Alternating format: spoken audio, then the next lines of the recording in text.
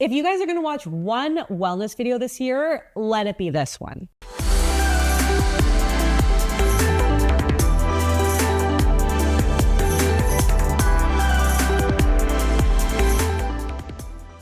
Hey everyone, I'm Abbey Sharp. Welcome to Abby's Kitchen. Today I'm going to be following up on the heels of my super popular No BS weight loss tip video with a brand new compilation of very actionable strategic hacks to help support your health.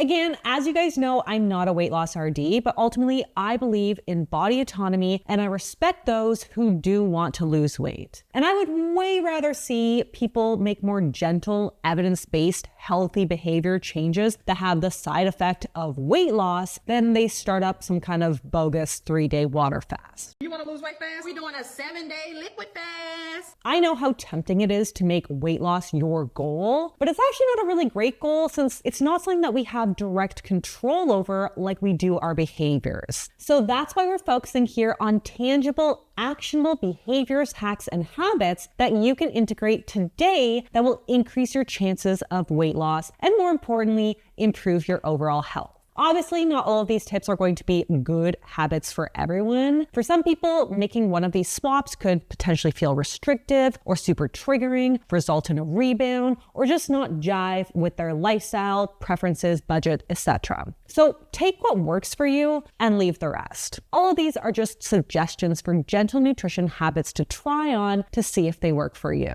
Also, if you guys are new here, smash that subscribe button. It really does help me out. And hit up in the description for my free Hunger Crushing Combo ebook and my free protein ebook. Okay, before we go too far, let's talk about today's sponsor, Element. So Element has really been a key player in my supplement arsenal for a lot of years now.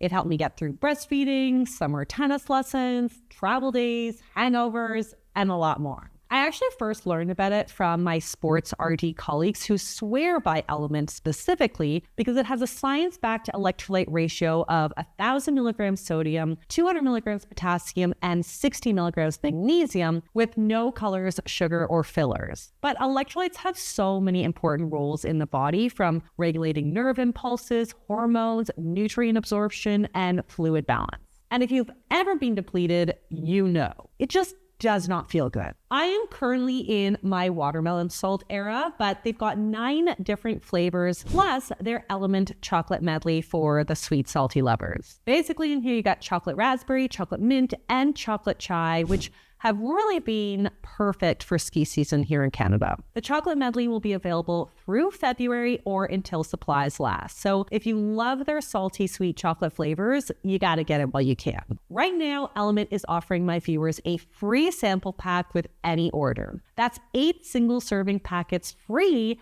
with any Element order. This is a great way to try 8 different flavors or share Element with a salty friend. So get yours at drinkelement.com/Abbey Sharp. This deal is only available through my link, so you've got to go to drinklmnt.com/Abbey Sharp to get yours.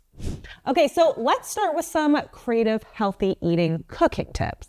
Number 1, swap cream for pureed white beans in your creamy soups and stews. So this is one of my favorite hacks for making a creamy soup packed with hunger crushing compounds. If your creamy soup recipe calls for heavy cream or milk, you can puree a can of no salt added white beans into your soup for instant body and thickness. Plus, the extra fiber and protein makes the soup way more satiating, so you feel fuller without the need to load up on bread. Tip 2, stretch your ground beef with minced mushrooms. There are a lot of reasons to cut back on higher fat red meat: finances, environmental, and of course, our health and weight. While the association of unprocessed red meat with chronic disease is not as concerning as with processed meats, we still do not want to overdo it on saturated animal fats when there are so many other options with greater nutrient bang for their caloric buck.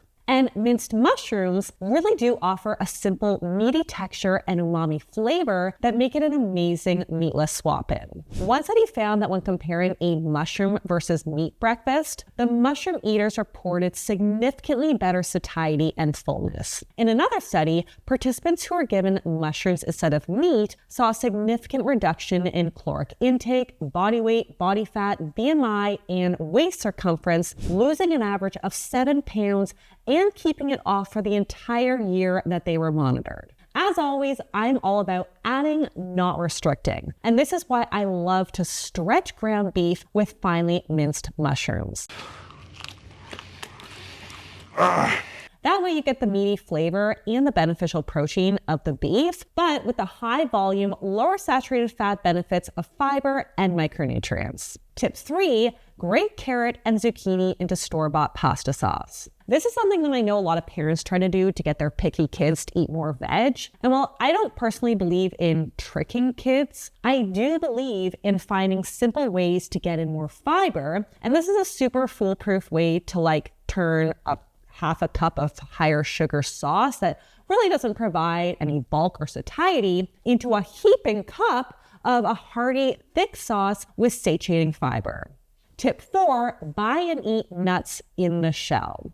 Nuts are a fantastic source of hunger-crushing compounds, but if you're a chronic snacker and you're trying to manage your weight, they can be very easy to mindlessly overeat. When we don't have a visual cue of our meal or snack, and you're snacking while you're working or driving or watching TV, as so many of us do, it's kind of like you black out and you come to when you reach the bottom of the bag. But research on what has become known as the pistachio principle has found a huge benefit in buying the shell-on nuts instead of the conveniently pre-shelled nuts, and then physically cracking into them, eating them one at a time, and then seeing the leftover shells pile up. So this serves as a visual cue that you have in fact eaten, which can increase subjective feelings of satisfaction. Shelling your nuts also takes time, which slows down your eating, encourages more mindful interaction with your food, and gives your brain enough time to register that you're full. Tip 5, veg up your takeout. We all have nights where DoorDash is an absolute must. That's probably going to be me tonight. But in my experience, takeout meals tend to have a little protein, a teeny bit of vegetables, and a lot of naked carbs. So dress up those naked carbs. When you order takeout rice or noodles or ramen or whatever, while the dish is still hot, throw in a handful or two of frozen vegetables straight out of the freezer. Now you've got a much larger dish, appropriate for maybe 1 or 2 more leftover meals, and the extra fiber-rich veg will help to edge out some of the less satiating noodles or rice. Number 6, build out a healthy condiment arsenal. If you're experimenting with eating more vegetables, whole grains, and lean proteins, adding in a lot of flavor is going to be really important for satisfaction. Because plain skinless, boneless chicken breasts with a little salt on top is just not the vibe. I want to say to you about taste.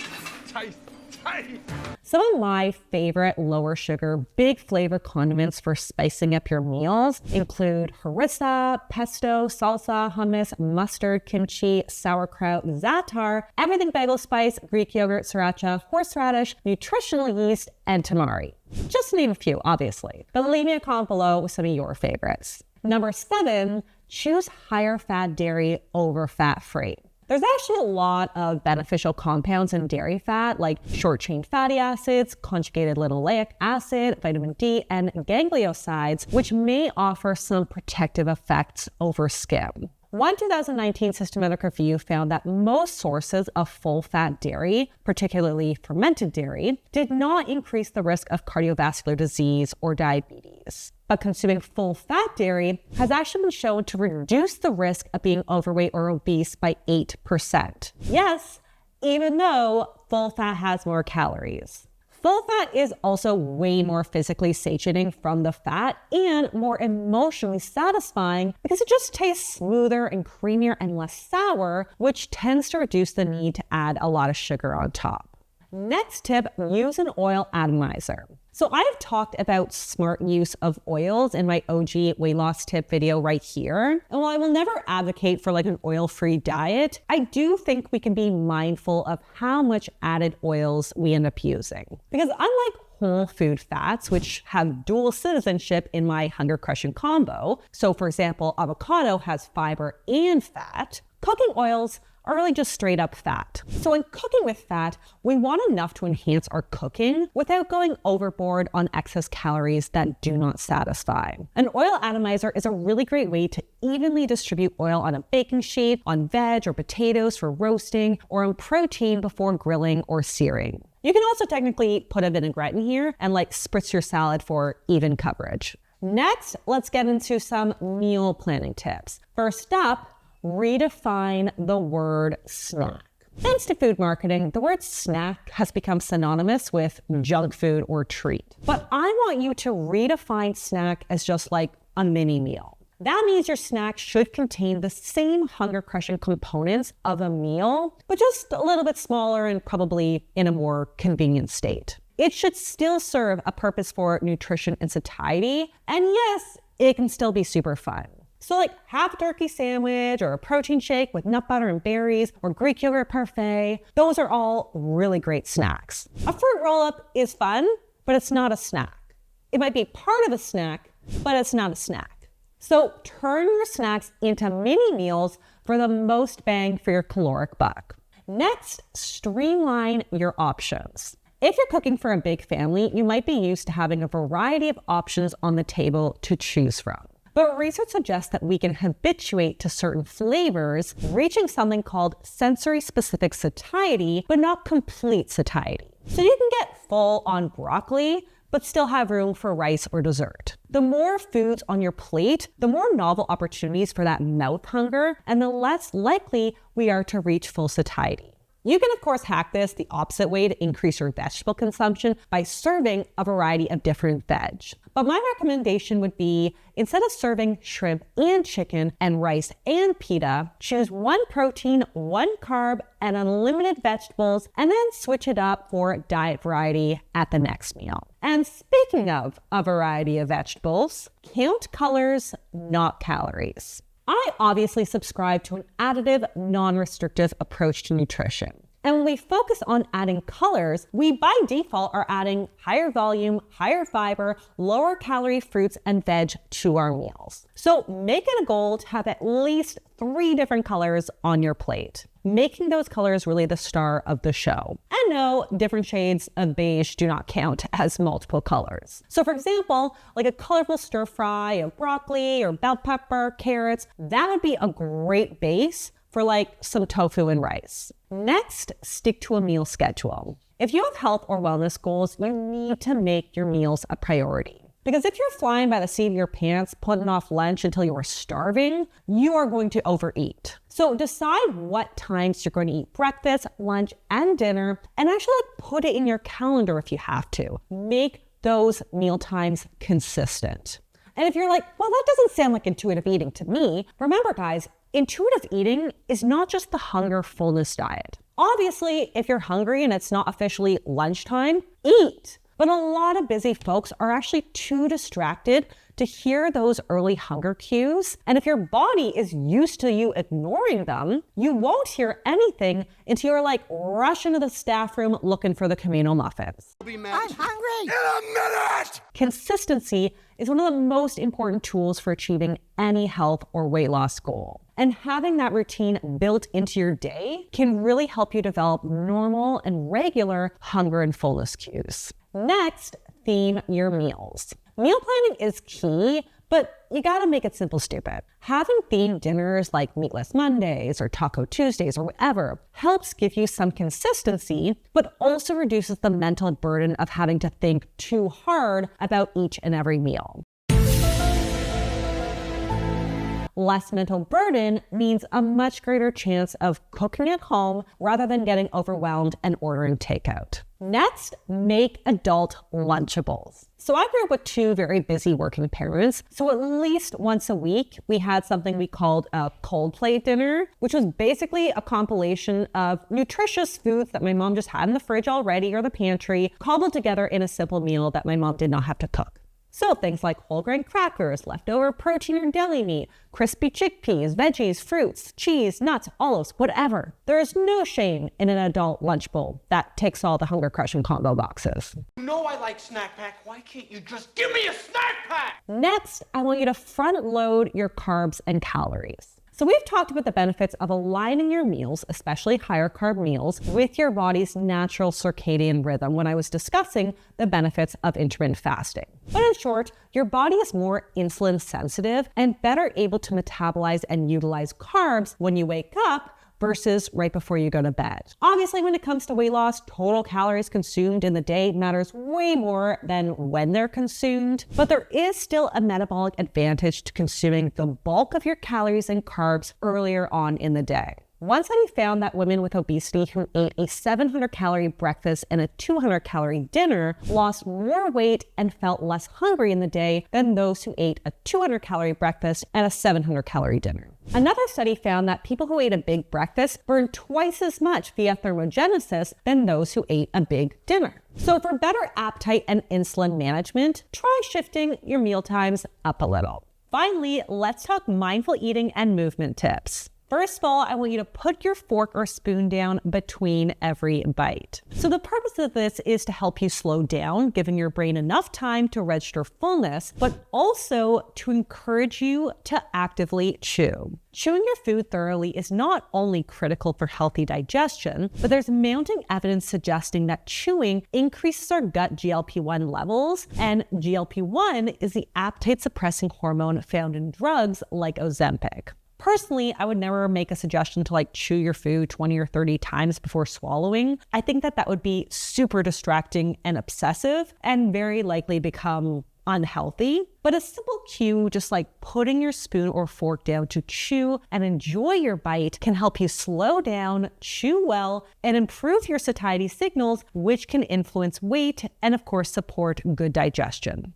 Next, dodge your mindless eating triggers by changing your routine. If you've got a habit of making a beeline to the kitchen the moment you walk in the door to mindlessly snack, take a new route or rearrange your post-work routine. Maybe start a habit of calling your mom when you get home, or you go upstairs to wash your face or water your plants, or immediately take the dog out for a walk. Take away the cue and you will very likely take away the mindless eating routine.